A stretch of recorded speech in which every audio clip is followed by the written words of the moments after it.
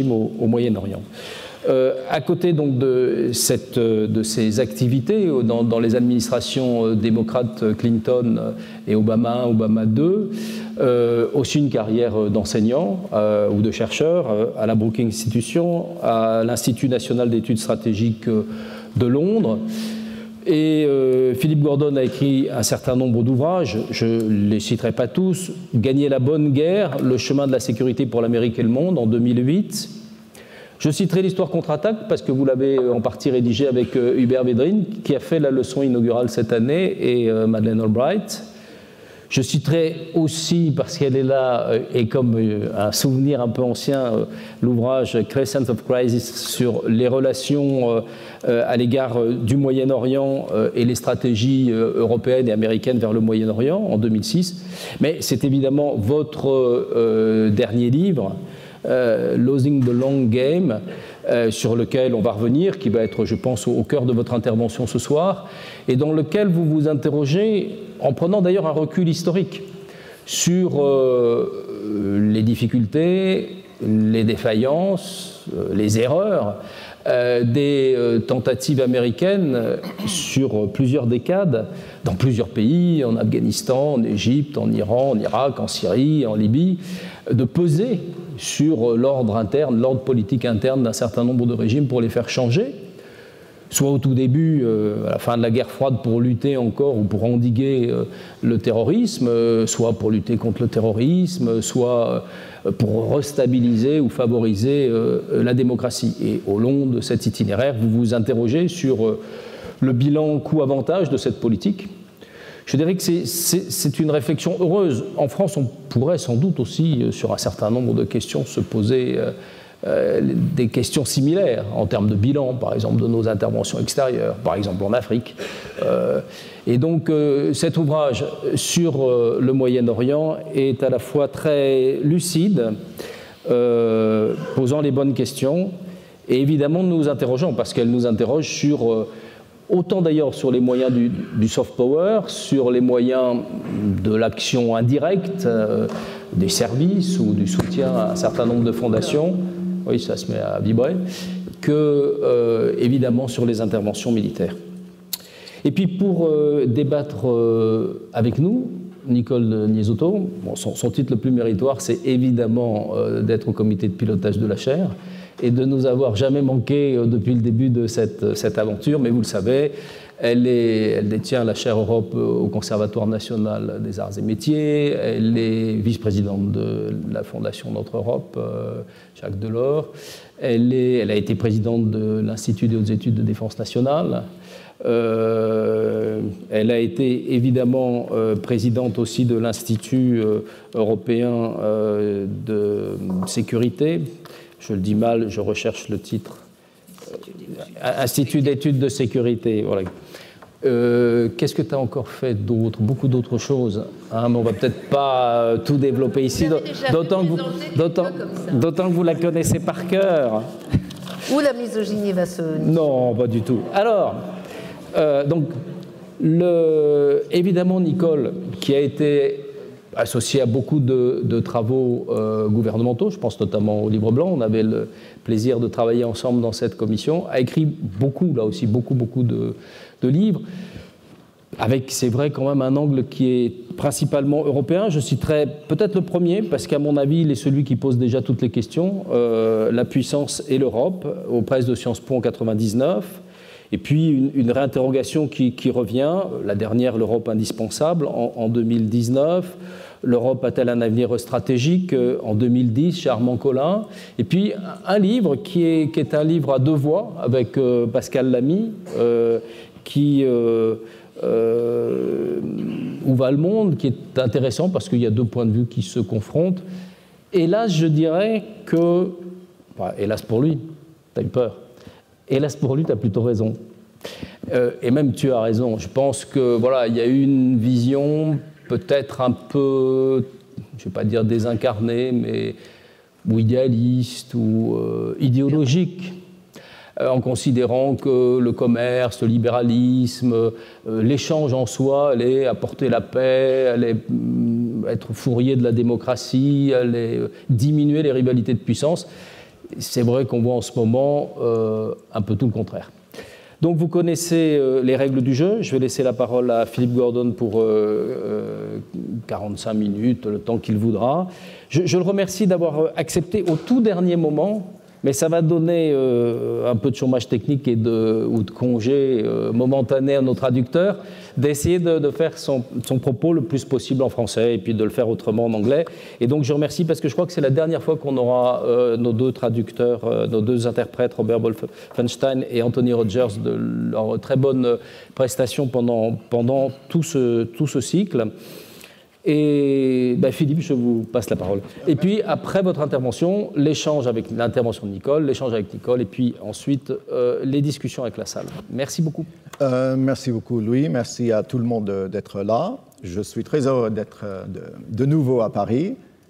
C'est un grand honneur d'être à la Sorbonne et je me réjouis aussi de partager cette conférence avec mon ami Nicole Soto. J'avoue au départ que mon discours sera plutôt américano-centrique et je suis sûr que Nicole injectera un peu d'Europe et un peu de France dans la discussion si je suis trop américain ou américano-centrique. Justement, et merci d'avoir mentionné le livre que je viens de terminer, je vais publier bientôt, dont le sujet est effectivement le changement de régime au Moyen-Orient d'un point de vue historique.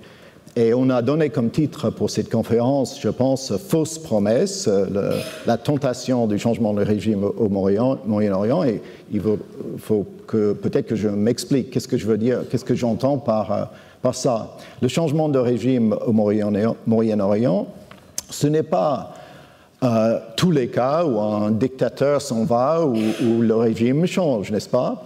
C'est, dans mon analyse, quand les États-Unis décident d'un point de vue politique, de changer le régime d'une façon active. Et c'est quelque chose que nous avons fait, nous les États-Unis, au moins 7 fois depuis les années 50. Je mentionnais les cas tout à l'heure, mais c'est-à-dire plus ou moins une fois par décennie, les États-Unis décident de changer un régime au Moyen-Orient.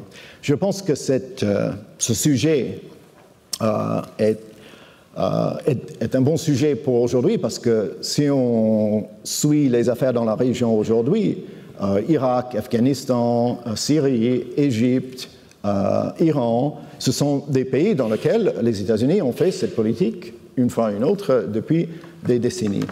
Et pourquoi j'ai appelé fausse promesse? Pourquoi c'est le titre ou le sous-titre du livre? C'est parce que c'est ma thèse, c'est que ça paraît toujours... C'est une tentation, ça paraît toujours tentant, une bonne idée, mais ça finit toujours mal, pour des raisons très diverses. Et c'est ça que je voudrais souligner depuis le début, c'est que on a fait cette politique pour des raisons très différentes chaque fois. Parfois, c'est l'antinationalisme. Au début, dans le cas de l'Iran en 1953, c'était l'anticommunisme. C'était parfois pour des raisons géopolitiques, parfois pour des raisons de contenir les armes de destruction massive, parfois c'est pour sauver les vies, ou essayer de sauver les vies, parfois c'est pour installer la démocratie. Donc on le fait pour des raisons très très diverses et on le fait aussi des façons, avec des méthodes très diverses aussi. C'est-à-dire que parfois c'est un coup d'État sponsorisé ou soutenu par les États-Unis, encore une fois, le cas de l'Iran en 1953. Parfois, c'est l'aide militaire secrète. Parfois, c'est l'aide militaire ouverte, non secrète.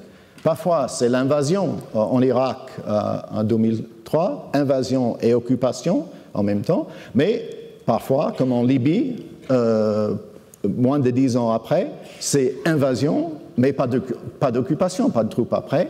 Et parfois, ce n'est même pas l'utilisation de la force directe américaine ou occidentale, comme en Syrie, c'est l'aide pour les forces extérieures. Donc, raisons très diverses et différentes, méthodes très diverses et différentes, mais résultats, et non seulement résultats, mais là j'appelle aux interprètes patterns, pattern, Sylvie, schéma, c'est-à-dire que même quand les cas sont très différents les uns des autres, l'évolution de la politique est très souvent très similaire. C'est-à-dire qu'une fois que les décideurs américains décident de changer le régime, ils ont la tendance à exagérer la menace.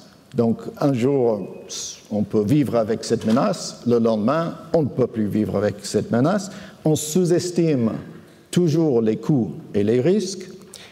On promet trop au public américain parce qu'il faut vendre l'opération, il faut défendre la politique.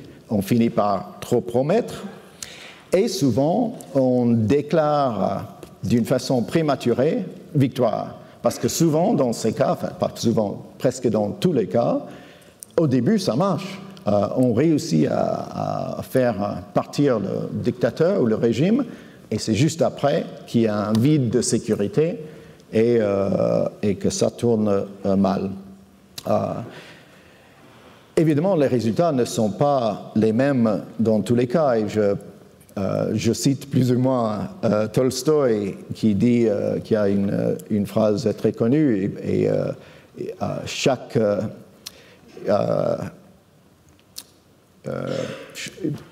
pour les traduire, oui, non, c'est déjà Tolstoï. La phrase de Tolstoï, c'est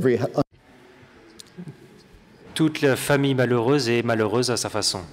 Et donc, tout changement de régime qui ne réussit pas à sa manière. Vous expliquer pourquoi et comment j'ai décidé d'examiner ce sujet.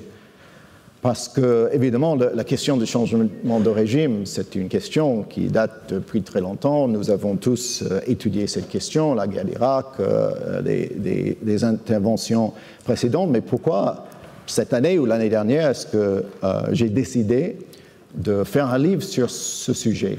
Et la raison principale, c'est que j'avais remarqué qu'en 2017-2018, l'administration Trump commençait à décider que ce serait la solution en Iran. Évidemment, ce n'était pas leur politique annoncée. Si vous demandez à l'administration Trump si leur politique en Iran, c'est le changement de régime, ils diraient non. Ce n'est pas la politique officielle. Mais, à mon avis, c'est le but de la politique américaine.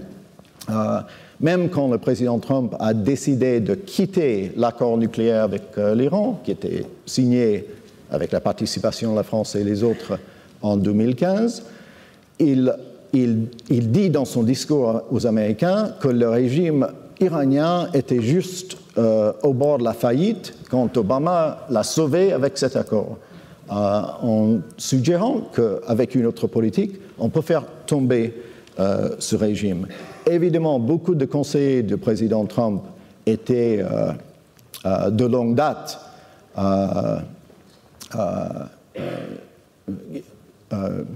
proponents, des défenseurs, des partisans du changement de régime en Iran. Et John Bolton, qui était conseiller pour les affaires de sécurité nationale, Mike Pompeo, quand il était membre du Congrès, il était pour le changement de régime en Iran, et il avait même dit que ce ne serait pas si difficile que ça d'éliminer le programme nucléaire d'une façon militaire. Rudy Giuliani, bon, c'était l'avocat du président, aussi très proche de l'opposition iranienne.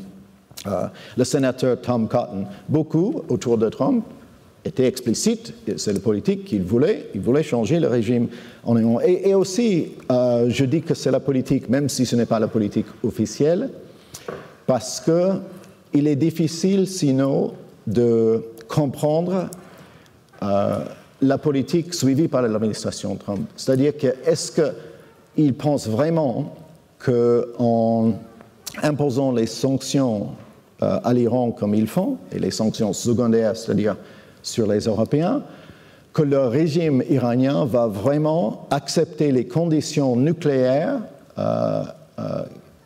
qui sont les minimums nécessaires selon l'administration Trump, c'est-à-dire un accord qui couvre les missiles balistiques, qui empêche l'Iran d'interférer dans la politique de ses voisins, qui empêche l'Iran d'avoir non seulement une capacité d'enrichissement d'uranium limitée, mais éliminée entièrement. Et pour être clair, si c'était possible, moi je serais pour, et je pense que la France serait pour aussi. On n'a pas signé l'accord de 2015 parce qu'on voulait que l'Iran ait un programme d'enrichissement limité, c'est parce qu'ils avaient déjà maîtrisé cette capacité et on voulait limiter, avoir des inspections, etc. Et donc, ce n'est pas réaliste de croire qu'avec notre politique, on va vraiment faire accepter l'Iran ce genre d'accord. Et donc, c'est pour moi plus logique de comprendre que le vrai but de la politique américaine aujourd'hui, c'est de faire tomber l'Iran, le régime iranien. Et le secrétaire d'État Pompeo l'avoue quand on lui demande s'il pense vraiment que ce régime-là, le régime islamique d'Iran sous l'ayatollah, est capable de changer comme exigent les États-Unis, il l'avoue. Il avouait à la radio, en fait, non, on ne pense pas qu'il soit capable de changer comme ça, mais le peuple iranien est capable de changer le régime. Donc, ils avouent. Voilà, c'est un peu long, mais je voulais vous faire comprendre pourquoi je pensais que cette question n'était pas seulement d'un intérêt historique, mais un intérêt actuel, parce que je pense quand même que c'est la politique actuelle des États-Unis en Iran. Et chaque fois qu'on voit, on a vu plusieurs fois récemment, des manifestations iraniennes contre le régime, qui est réel d'ailleurs, on va applaudir le président parce qu'il pense que c'est un pas vers le but de sa politique. Je voudrais être clair aussi sur une autre chose, c'est-à-dire que ce serait une bonne chose, j'allais dire évidemment, si ce régime-là, qui est une dictature, qui traite très mal la population iranienne, qui a un programme nucléaire, ce serait une bonne chose si on pouvait, avec notre politique, changer le régime. Ça, ce n'est pas en doute. La question, par contre, est-ce qu'avec les sanctions et l'isolation qu'on essaie d'imposer, ça va vraiment mener à un régime iranien plus démocratique, qui traite mieux son peuple, qui coopère avec ses voisins, qui ne s'intéresse pas au nucléaire? Si c'était le cas, je serais pour. Le problème, c'est que ce n'est pas le cas. Et quand on étudie l'histoire, il est rare, c'est-à-dire que ça n'arrive jamais, que les sanctions arrivent à expulser un régime pour le remplacer avec un régime plus démocratique. Je donne les cas du Cuba, qu'on isole depuis des décennies.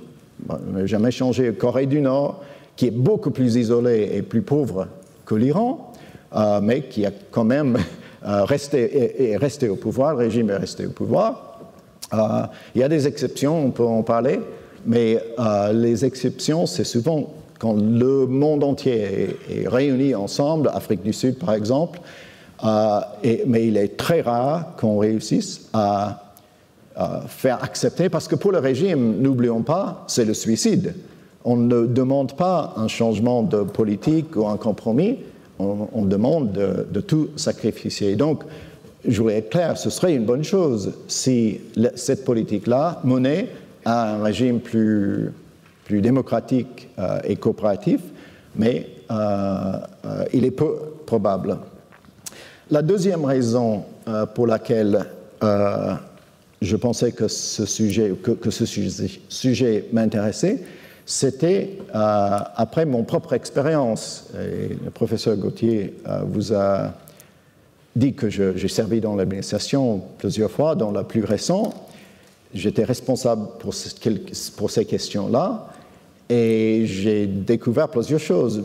D'une part, premier mandat sous Obama, j'étais responsable pour l'Europe. Déjà, on s'occupait de quoi? Même avec nos alliés européens, de l'Afghanistan, où on avait tous des troupes, on essayait, même plus de 10 ans après l'intervention américaine, on essayait de soutenir un gouvernement qui était faible, qui était corrompu, qui faisait face aux menaces de l'extérieur et l'intérieur, et en Irak aussi, presque une décennie après l'intervention américaine pour changer le régime. On dépensait des centaines de milliards de dollars, on avait beaucoup de troupes pour essayer de maintenir la sécurité. Donc, ça m'intéressait même dans l'administration Obama, on était très occupés à essayer de gérer les conséquences des changements de régime américain d'avant. Mais aussi, c'est un peu très ironique, que le président Obama, qui était élu en partie parce qu'il s'opposait à cette politique, l'invasion de l'Irak, il était contre l'idée que les États-Unis avaient la capacité de changer des régimes au Moyen-Orient, et il finit par suivre cette politique lui-même. C'est-à-dire en Égypte, qui est un cas différent parce qu'on n'a pas utilisé la force militaire, mais en Égypte, il y a un dictateur, il y a la population qui se lève, qui dit hors le régime, et après avoir essayé de gérer une transition, Obama accepte, il faut pousser, et le 2 février 2011, il annonce, il faut que Moubarak s'en aille, et le porte-parole de la Maison-Blanche le lendemain dit que now, maintenant, veut dire hier. Donc on insistait que le dictateur s'en aille, et on a soutenu une vraie transition démocratique, et le régime qui avait suivi. Donc en Égypte, on peut appeler ça changement de régime, mais après cela, la Libye, et en Égypte, il y avait moins de rôle européen, mais en Libye, beaucoup plus. Encore une fois, Obama, qui, je peux vous assurer, n'a pas fait campagne, n'aurait jamais pu imaginer qu'il ferait un changement de régime en Libye sous sa présidence. Il finit par le faire. Il y a encore une fois une révolution. Le régime de Kadhafi risquait, menaçait de massacrer les Libyens. Et dans ce cas-là, c'était les Européens qui prenaient l'avant. C'est-à-dire un grand rôle pour les Européens. Et mon chapitre sur la Libye, en fait, commence avec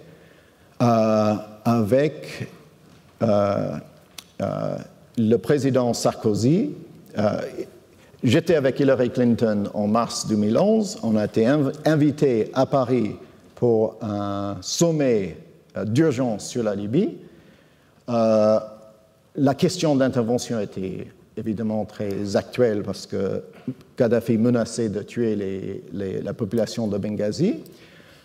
J'entre au palais de l'Élysée avec Hillary Clinton et le président français lui explique que les avions français sont déjà dans l'air et que la France allait frapper les forces de Kadhafi, sauf si les États-Unis, Hillary Clinton, demandaient le contraire ou exigeaient le contraire. Donc c'était plutôt un fait accompli français. Évidemment, Hillary Clinton ne voulait pas la responsabilité d'exiger que la France retire ses avions et regarder Kadhafi massacrer la population de Benghazi. Je raconte ça pour souligner que dans ce cas-là, ce n'était pas que les Américains, c'était les Européens qui craignaient des migrations, des réfugiés, voulaient qu'on intervienne en Libye. Mais Obama, qui n'aurait jamais envisagé de mener une invasion de la Libye, décide de le faire. Et donc, en printemps 2011, encore une fois, les États-Unis, avec nos alliés européens, mènent une opération qui, officiellement, et ça fait partie de ces patterns dont je parlais tout à l'heure, officiellement, il ne s'agissait pas de changement de régime, n'est-ce pas? On est allé au Conseil de sécurité des Nations Unies pour un mandat, et le mandat était de protéger les civils. Ça, c'était notre mandat. En fait, on ne voyait pas de façon qu'on pouvait sauver des civils sans changer de régime. Et donc, la mission inofficielle de l'OTAN, des États-Unis, c'était quand même de changer le régime. Et en fait, c'est ce qu'on a fini par faire après 8 mois de guerre, qui était beaucoup plus long qu'on pensait à l'époque. Encore une fois, ça fait partie de ce que j'appelle ces patterns. Chaque fois, c'est plus difficile, plus coûteux et moins réussi qu'on pense. Et donc, à la Libye, 8 mois de guerre, Kadhafi ne fait jamais de cessez-le-feu et on finit par le tuer dans les rues de Sirte. Ce n'était pas Tripoli, mais c'était Sirte. Et puis, enfin, et le cas le plus tragique, mais aussi sous Obama, c'était le cas de la Syrie. Ça, c'est différent. Je dis que tous ces cas sont différents. La différence avec la Syrie, avec tous les autres cas, et quand je parle d'autres cas, encore une fois, c'est en 1953, le coup d'État sponsorisé par les États-Unis contre Mossadegh en Iran, 2 fois en Afghanistan, les années 80, le Mujahideen contre le régime soviétique, c'était un changement de régime. Encore une fois en Afghanistan, après 2001, contre le Taliban qui protégeait Al-Qaïda. Évidemment, Irak 2003. Et puis, ces 3 cas sous Obama. La différence, je dis que chaque cas est très différent des autres. Le cas de la Syrie est intéressant dans la mesure où on n'a pas réussi à changer le régime. Dans tous les autres cas, le problème, c'était qu'on a réussi à changer le régime et les problèmes sont arrivés après avec le vide stratégique et les conflits sectaires, sectariens, etc. En Syrie, on n'a pas réussi à changer le régime et on a plutôt vécu 9 ans de guerre civile. Et une chose intéressante, c'est qu'une des raisons pour laquelle on n'a pas réussi à changer le régime en Syrie, c'est parce qu'on avait peur des conséquences similaires des autres changements de régime. Obama, qui avait vu la conséquence de l'invasion de l'Irak, ne voulait en aucun cas intervenir et occuper la Syrie, parce qu'il voyait que là, plus de 10 ans après l'invasion de l'Irak, on avait toujours des troupes. En fait, il fallait renvoyer les troupes en Irak parce que l'Irak ne pouvait pas survivre sans présence américaine. Et entre 2003 et 2013, les États-Unis ont dépensé plus d'1 milliard, trillion, n'est-ce pas? C'est milliard, c'est ça? Dollars, 5000 vies américaines, des centaines de milliers de vies irakiennes. Et donc, pour ces raisons-là, Obama ne voulait pas intervenir en Syrie, mais le résultat, c'était qu'on n'a pas réussi à changer le régime. Et voilà quelques-unes des raisons pour lesquelles je pensais que ce sujet était important et qu'il y avait des leçons. Pour une question de temps, je ne vais pas analyser chaque résultat. J'ai déjà mentionné qui étaient ces 7 cas et les façons qu'elles différaient les unes des autres. Peut-être que ce que je ferai dans le temps qui reste, et peut-être que aussi je ferai comme les officiels européens cette partie-là en anglais, si les interprètes ils sont d'accord, parce que ce que j'aimerais faire pour terminer, c'est de souligner les leçons. Donc j'ai parlé des cas, j'ai parlé un peu des résultats, mais je finis le livre avec des leçons qu'on pourrait tirer de ces expériences. Et pour être très très clair, peut-être que je ferai cette dernière partie en anglais, et puis on ouvre, et puis on écoute la réaction de Nicole et prend des questions de la salle. So, in fact,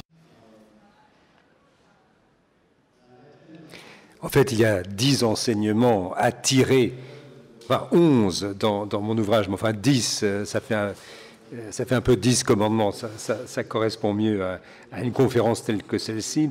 Mais ayant examiné ces différents cas, le coup d'État en Iran, l'appui aux Moudjahidines en Afghanistan, le renversement de Saddam Hussein, l'intervention 3 fois de Mamba au Moyen-Orient, ce sont des enseignements en matière de relations internationales, des enseignements importants. Et le premier d'entre eux, et qu'il est beaucoup plus facile de se débarrasser d'un régime que d'en mettre un nouveau en place. Alors, cela va peut-être sans dire, mais il est important de s'interroger sur le pourquoi. Parce que lorsqu'on se débarrasse d'institutions ou de dictateurs même, de très mauvaises institutions, on crée un vide sécuritaire, et en particulier dans ces pays du Moyen-Orient, ce vide sécuritaire est rapidement comblé par des groupes ethniques dans le pays et des voisins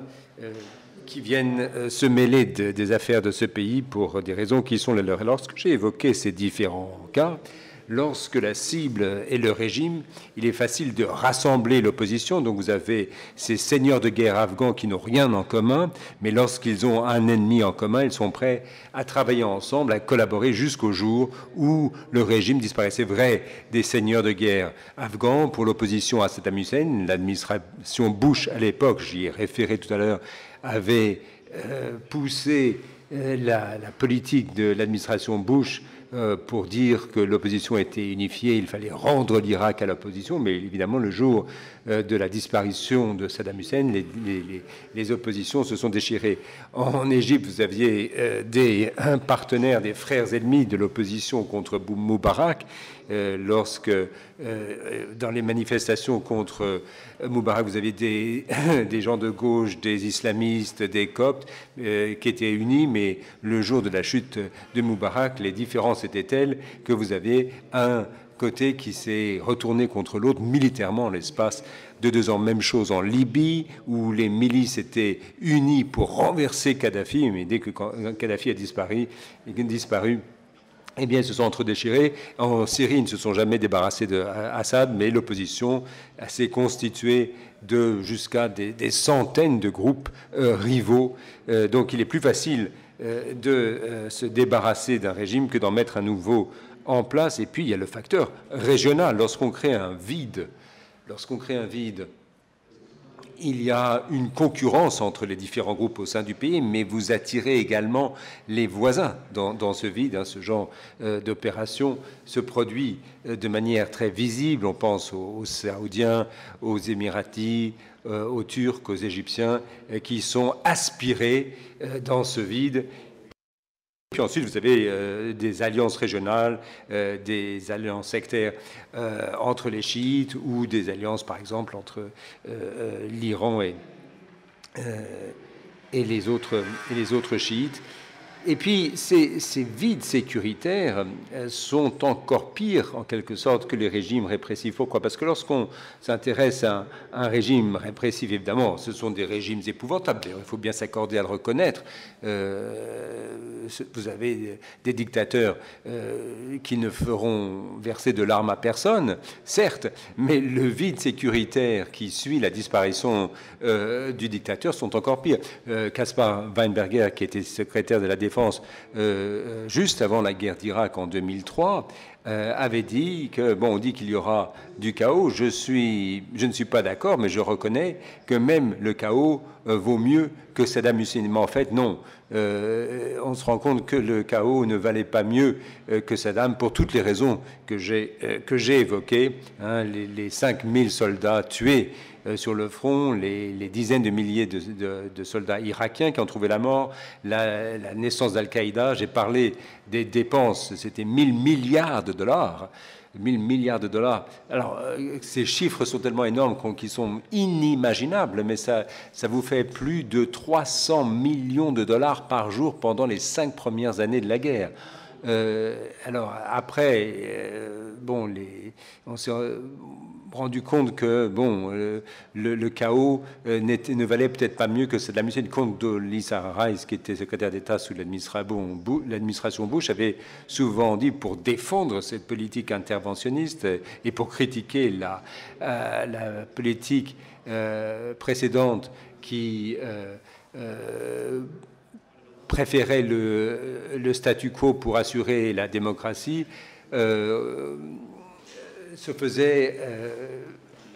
devait se faire au détriment de la stabilité. Mais en fait, lorsqu'on essaie de faire le contraire, c'est-à-dire d'essayer de défendre la stabilité pour envers et contre tout, finalement, le résultat n'est pas meilleur.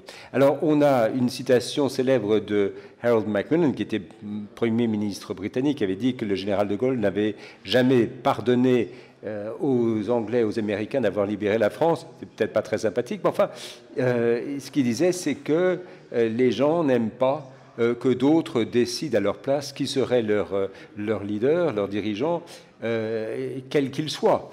Et effectivement, c'est le cas au Proche-Orient et au Moyen-Orient. Vous avez des nationalismes extrêmement ancrés, avec des racines historiques et biologiques. Depuis le début des temps, on s'attache aux valeurs familiales, tribales, à sa ville, à son pays, pour des raisons qui tiennent à la sécurité humaine. Et j'ai découvert récemment qu'il y avait des raisons qui tiennent à l'évolution, à la biologie. On fait le distinguo entre les membres du groupe et ceux à l'extérieur du groupe, et en une fraction de seconde, on aura tendance à être ouvert aux uns et hostile aux autres. Alors, cela ne veut pas dire pour autant que les étrangers ne peuvent jamais aider dans un pays ou intervenir dans un pays, mais cela explique un petit peu pourquoi.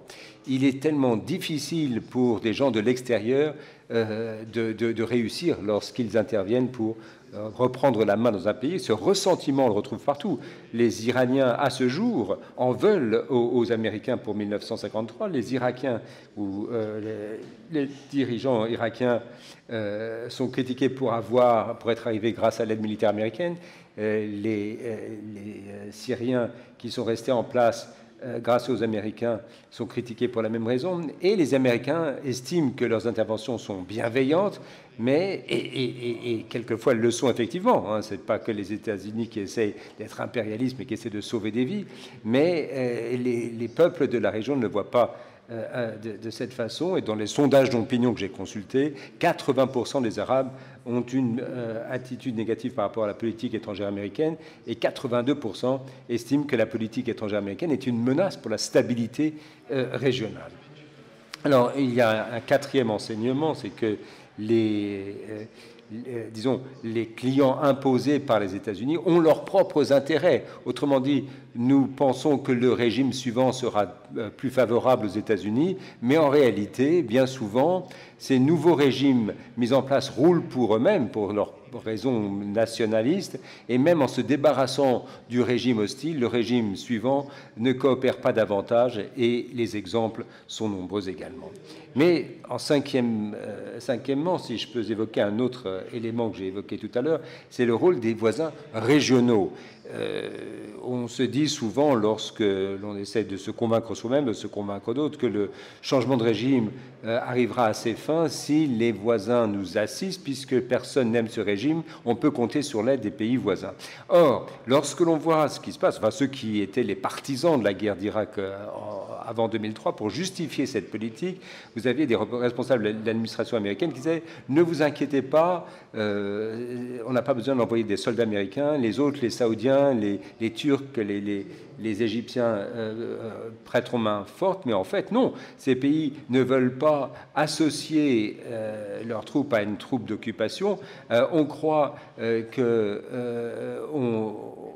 les pays voisins seront les mieux accueillis. En fait, non, ce sont des gens qui viennent de beaucoup plus loin. Et on ne voulait pas justement que les Irakiens, les Turcs, les Égyptiens, les Saoudiens se chargent de l'occupation. C'était finalement aux Américains de faire le sale boulot et d'occuper le pays eux-mêmes. C'était la même chose d'ailleurs en Afghanistan. On s'est débarrassé des talibans, on a voulu mettre en place un nouveau régime, mais le Pakistan exerce une pression considérable sur l'Afghanistan avec des intérêts très différents des nôtres, et les Pakistans finalement préféraient avoir des talibans aux affaires. Ce qui les inquiète beaucoup plus, c'était l'Inde que la démocratie. Lorsque vous avez des voisins qui vous sont hostiles et qui connaissent mieux le pays que vous, il est très difficile de s'en sortir. Et 20 ans après l'intervention en Afghanistan, on a encore le plus grand mal avec ces histoires. Ce même accord, cet accord de paix avec les talibans qui vient d'être signé, s'il est mis en place, en 2001, on est arrivé en Afghanistan pour se débarrasser des talibans. 20 ans plus tard, et ayant dépensé 1 1000 milliards de dollars et avec des milliers de morts, on remet finalement les talibans au pouvoir. On est de retour à la case de départ. Tout ça pour ça. 6e enseignement, les conséquences inattendues ou, disons, non désirées. Et là, si vous lisez mon ouvrage, on voit l'évolution de ces affaires. Chaque intervention avait des conséquences imprévues. On sait à l'avance que ça va être difficile, mais lorsqu'on renverse un gouvernement, il se produit des choses qu'on ne pouvait pas prévoir à l'avance. Vous connaissez Bob Gates, qui était le directeur de la sécurité dans différents gouvernements américains, a dit que lorsqu'on déclenche une guerre, on ne sait pas où elle va aller, on ne sait pas comment les choses vont évoluer. Alors, je ne vais pas entrer dans le détail, mais il y a quelques exemples. On pense à la première intervention en Afghanistan, les Moudjahidines. Alors pour beaucoup d'Américains, c'est l'histoire même d'un succès parce que ça n'a pas coûté grand-chose. On a appuyé l'opposition à un gouvernement appuyé par les Soviétiques. On a battu en brèche l'Union soviétique qui était notre ennemi adversaire géopolitique. On a renversé le gouvernement appuyé par les Soviétiques. Alors ça semblait être un modèle parfait du changement de régime. À peu de frais, on se débarrasse d'un rival géopolitique et on a un nouveau régime. Mais en fait, quand on parle de conséquences inattendues, là, effectivement, lorsque l'on se prête à ce genre d'opération, alors une guerre civile qui a duré 10 ans, qui a tué plus d'1 million d'Afghans et qui a déplacé 10 à 20% de la population, on arrive à une situation, une guerre civile encore plus brutale qui dure encore 3 ans, 3 ans après s'être débarrassé du régime en place, et qui n'arrive à sa fin que lorsque les talibans interviennent et imposent un régime dystopique, cruel au reste du pays, et puis reçoit ensuite Al-Qaïda qui ensuite se retourne contre les États-Unis, ce qui amène les États-Unis à réintervenir et procéder à une nouvelle opération de changement de régime en Afghanistan. Alors, est-ce qu'on aurait pu prévoir ça dans les années 80? Bon, pas spécifiquement, parce qu'évidemment, on ne sait pas comment les choses vont évoluer. Et donc, je ne dirais pas qu'on ne peut pas se contenter de rester les bras croisés lorsqu'il y a des conséquences imprévues en jeu. Pour autant, il faudrait quand même se dire que lorsque on donne des armes à des extrémistes islamistes et qu'on les lance dans une guerre civile, on les encourage à la guerre civile, évidemment, les choses seront compliquées par la suite. Il y a, vous savez ce que Brzezinski avait dit, je crois que c'était ici en France, dans le Nouvel Obs, il me semble que c'était en 1998. Brzezinski, donc, qui était le conseiller à la sécurité de Jimmy Carter, au début, c'était lui qui était derrière l'idée de soutenir les Moudjahidines contre les Soviétiques. C'était donc un objectif géopolitique à l'époque. Et quelques années plus tard, lorsque on a vu ce qui s'est passé en Afghanistan, Brzezinski, on lui a posé la question, et là, je crois que c'était à nouveau à Paris. Est-ce que vous pensez que ça en valait la peine? Il a répondu, alors je vais essayer de relire la citation, j'espère l'avoir ici. Qu'est-ce qu'il a dit, Zbigniew Brzezinski? Ce qui est plus important pour le monde, est-ce que c'est de renverser l'Union soviétique ou d'avoir quelques musulmans agités du bocal? Parce que pour lui, à l'époque, quand même, il semblait que c'était évident. Il valait mieux renverser l'Union soviétique. Alors, je ne veux pas minimiser la chose, c'était quand même important, mais enfin, ces musulmans, ces islamistes agités, c'était quand même un réel problème. Quand on a vu ce qui s'est passé avec les talibans le 11 septembre, l'invasion d'Afghanistan, 10 ans de guerre civile et des 1 000 milliards de dollars gaspillés. Donc on ne sait pas ce que va donner cette boîte de Pandore. Pareil en Iran, le coup d'État en 1953 a été couronné de succès, à telle enseigne d'ailleurs qu'il y a eu des tentations de changement de régime ailleurs, au Guatemala et à Cuba.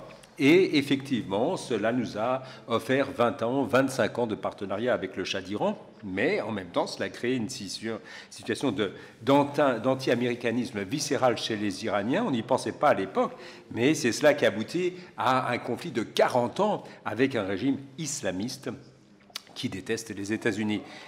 En Irak, bon, j'ai déjà évoqué les conséquences inattendues, mais puisqu'on en parle et puisqu'on parle de l'Iran, évidemment, vous avez l'Iran qui finalement domine l'Irak. Vous aviez Saddam Hussein en Irak, mais l'Iran est un voisin puissant et important. Et l'armée de terre américaine, dans sa propre étude de la guerre d'Irak, a conclu que l'Iran était le seul gagnant de ce conflit, le seul vainqueur de cette guerre. Et donc voilà encore une conséquence inattendue. Pour ce qui est de la Libye, on s'est débarrassé certes de Kadhafi, mais vous avez des trafics d'armes dans toute la région, vous avez des flux de réfugiés qui viennent jusqu'en Europe, et puis il faut le signaler ici en France, certains de ces extrémistes qui étaient montés dans notre position contre Kadhafi se sont retrouvés au Mali pour battre en brèche le gouvernement malien, ce qui amène la France à mener une intervention militaire au Mali. Donc là encore, c'était... Vous aviez j'étais associé aux politiques américaines à l'époque, et je peux vous dire que ces idées-là, ces préoccupations n'étaient pas présentes à l'esprit parce que pour le Mali, il y avait un objectif à court terme, mais là, voilà certains des résultats. Et puis alors, un autre exemple, enfin deux autres enseignements, et je m'en tiendrai là, mais je pense qu'ils méritent d'être soulignés. Vous avez d'abord la question ce qu'on appelle le risque moral, ou l'aléa moral. Je crois qu'on a je vous donne un exemple. Lorsque le gouvernement assure les banques pour que celles-ci contre leurs pertes, vous avez l'aléa moral, à savoir que la banque se sent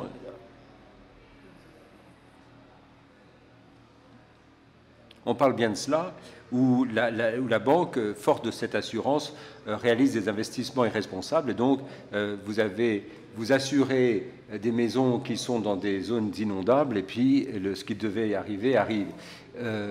Et si vous réagissez à une population qui n'aime pas ce gouvernement en apportant une intervention militaire pour renverser le gouvernement en place, vous pouvez le faire avec les meilleures intentions du monde, mais vous envoyez un autre message à une autre population, c'est que si cette population se dresse contre leur dictateur, eh bien, vous allez à nouveau les aider. Vous avez eu le cas en Syrie, vous avez les Syriens qui regardaient ce qui se passait chez leurs voisins, et parce que les États-Unis et l'OTAN, donc l'alliance la plus puissante du monde, sont venus à la rescousse des populations qui s'étaient montées contre Kadhafi, et bien cela a inspiré les Syriens à en faire de même, et malheureusement là, les Américains n'étaient pas disposés à refaire la même chose en Syrie ce qui avait été fait en Libye. Donc il faut avoir cela à l'esprit. Et puis un dernier point qui concerne finalement la démocratie et à quel point il est difficile de la mettre en place partout dans le monde, mais en particulier au Moyen-Orient. Tous les changements de régime menés par les Américains n'ont pas réussi à mener la démocratie, mais enfin, il y avait l'espoir que la démocratie, ou la promesse de la démocratie, à l'issue de ce changement de régime, en tout cas c'était le résultat espéré, escompté. Et les chercheurs s'interrogent maintenant toujours sur ce que sont les recettes de la démocratie. Il n'y a pas de recette magique, mais évidemment, lorsque les pays ont déjà un certain développement économique, des institutions, l'autorité de la loi, enfin, l'état de droit, une espèce d'homogénéité politique, mais évidemment, ces conditions n'étaient certainement pas réunies, ne sont certainement pas réunies au Proche-Orient aujourd'hui, et c'est la raison pour laquelle il est si difficile de dire que le développement de la démocratie est un objectif de la politique étrangère et celle du changement de régime, parce que ceci ne s'est produit nulle part où l'on a essayé de le faire. Voilà, c'est là, à mon sens, les principaux enseignements de toute notre expérience. Et si l'on se retourne sur toute cette histoire, sur toute cette expérience, ce que l'on peut se demander, c'est est-ce qu'on peut exclure les cas où la prolifération d'armes nucléaires, ou les génocides, où le risque de nettoyage ethnique était tel qu'il fallait absolument avoir recours au changement de régime, je ne sais pas, j'en doute. Alors évidemment, il y a eu les cas de la Deuxième Guerre mondiale avec l'Allemagne et le Japon, mais je ne dirais pas qu'il faut exclure le changement de régime de la boîte à outils, mais si l'on voit ce que font les États-Unis en Iran actuellement, il faut bien se dire que cette politique va aboutir à plus de difficultés, plus de coûts, avec davantage de conséquences inattendues que ce que l'on pourrait penser initialement. Je m'en tiendrai là, je vous remercie.